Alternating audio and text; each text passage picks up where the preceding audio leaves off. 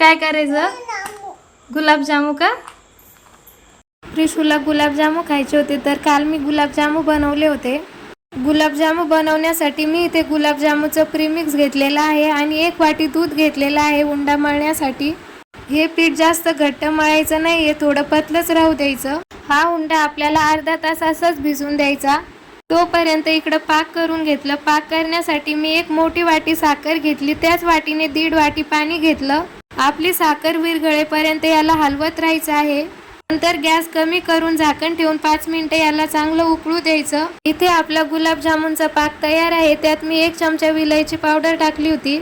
इथे आपलं पीठ पण चांगलं भिजलेलं आहे. अगोदर थोडंसं पतलं दिसत होतं, आता घट्ट झालं. लगेच मी हाताला थोडंसं तूप लावून गुलाबजामुन करून घेतले आणि गॅसच्या मीडियम फ्लेमवरती तळून घेतले. लगेच कोमट पाकात गुलाबजामुन टाकले. इथे आपले गुलाबजामुन तयार आहे.